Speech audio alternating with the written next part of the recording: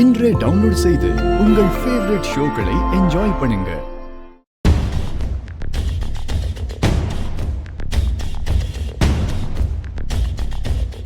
இன்னும் எத்தனை வாட்டிமா அவளுக்கு சமைச்சு போட்டுக்கிட்டே இருக்கிறது? வாய முறிட்டு சும்மா இருடி. நானே பதட்டத்துல இருக்கேன். சமையல பத்தி பேச வந்துட்டான். என்ன பதட்டம்? நேத்து ராத்திரி கனவுல ஊருக்கு போன அத்தை திரும்பி வர மாதிரி வந்தது. அத்தை வந்தா என்னம்மா, நீ அழகா அத்தை கிட்ட பேசிடுவ. ஏண்டி நீ வேற இப்படி உசுப்பேத்தி என்ன ரணக்களமாக்கிக்கிட்டு இருக்க? இங்க பாரு ஆர்த்தி, உன் அத்தை அவங்களா மனசு வச்சு நம்மள மன்னிச்சு இந்த வீட்டுக்குள்ள இருக்க விட்டாதான் உண்டு. இங்க இருக்கிற யாரும் சொல்லி அவங்க ஒன்னும் ஒத்துக்க மாட்டாங்கடி.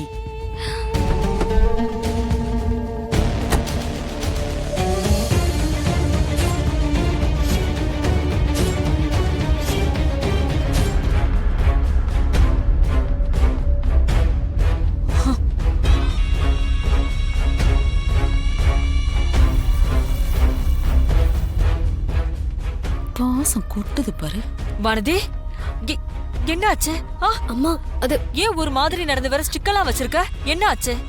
அது அது அது ஒண்ணும் இல்லம்மா. அது ஒண்ணும் இல்ல ராஜி. கார்த்தியும் வானதியும் ஓடி பிடிச்சி விளையாண்டு இருக்காங்க. அதுல ஸ்லிப் ஆகி வானதி கீழே விழுந்துட்டா. ஆமாம்மா.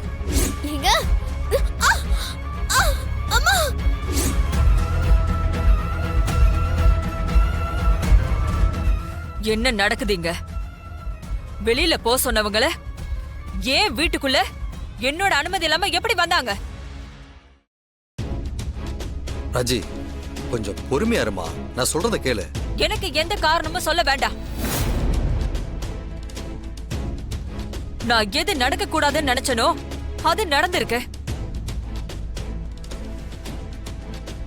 அதுவும் நான் வீட்ல இல்லாத நேரத்துல நடந்திருக்கு. என்னால இத சாதாரணமா எடுத்துக்க முடியாது. ராஜி, ஏமா? யாரும் பேச வேண்டாம். நான் கோவமா இருக்கேன். ஏதாவது பேசி அத அதிகப்படுத்தாதீங்க.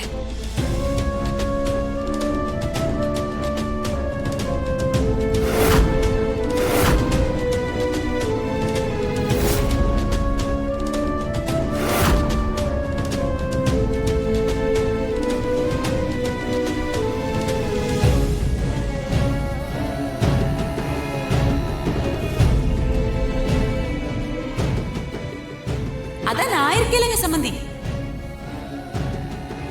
இவங்க தான் சார் என்ன இந்த வீட்டுக்கு வர சொன்னாங்க. இப்படியெல்லாம் பண்ண சொல்லி என்கிட்ட பேரம் பேசினாங்க சார். உனக்கு லட்சக்கணக்கில் பணம் தரேன்னு சொன்னாங்க சார். அதனால தான் சார் நான் ஒத்துக்கிட்டேன்.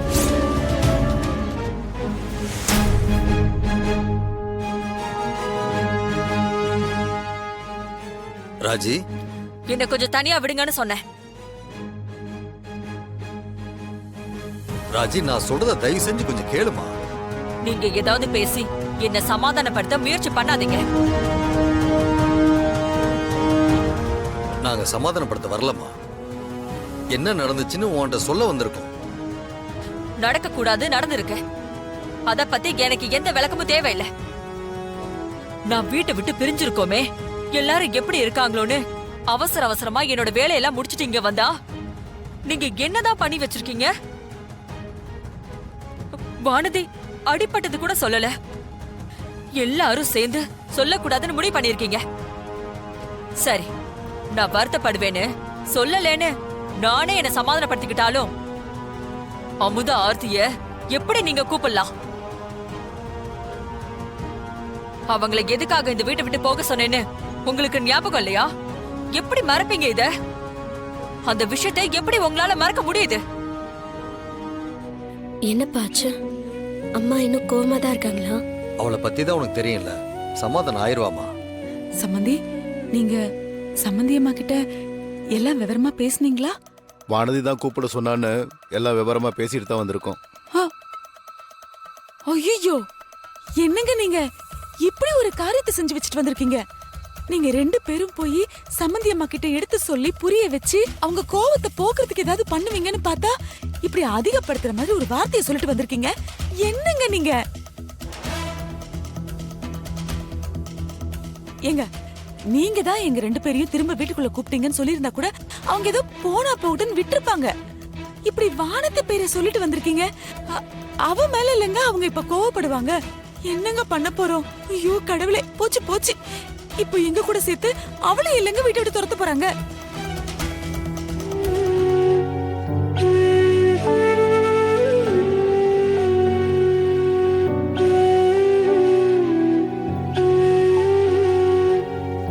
நில்லுங்க.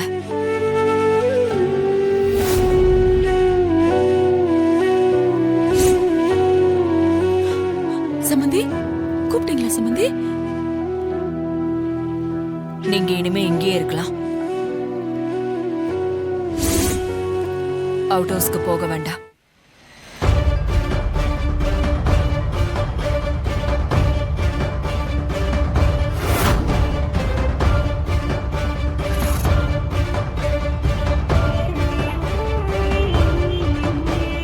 என்ன எல்லாரும் அமைதியாயிட்டீங்க?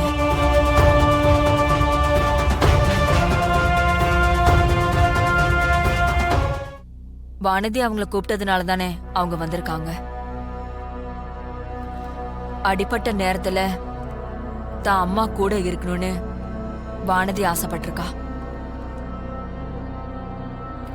ஒரு பொண்ணா வானதியோட உணர்வை என்னால புரிஞ்சுக்க முடியுது.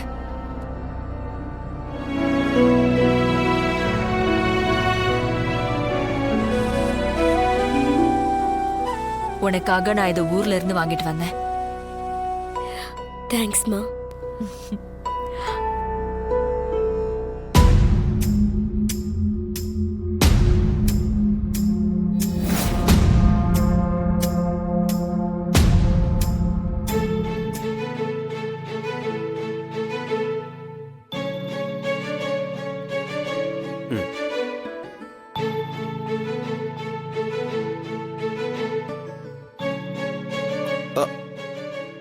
என்னங்க? நான் எடுத்துக்கிறேன். பரவாயில்ல. நான் வேணும் உன்னை தூக்கிட்டு போட்டுமா?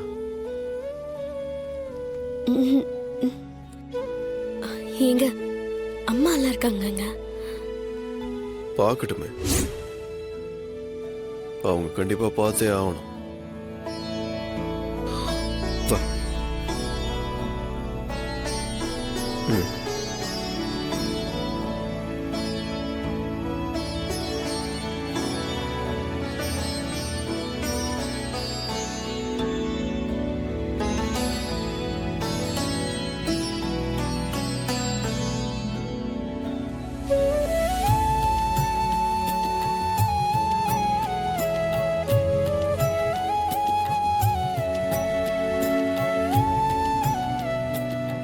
எனக்குன்னு புருஷன் ஒருத்தர் இருக்காரு. என்னைக்காச்சும் இப்படி என்ன தூக்கிட்டு போயிருப்பாரா? எல்லா பொண்ணுங்களுக்கும் அவங்க வாழ்க்கையில கண்டிப்பா இப்படி ஒரு நாள் வரும். பாத்துட்டே இரு, உனக்கும் அப்படி ஒரு நாள் வரும். உன்கிட்ட எனக்கு பிடிச்சதே இந்த பாசிட்டிவ் எனர்ஜி தாம்மா. வா.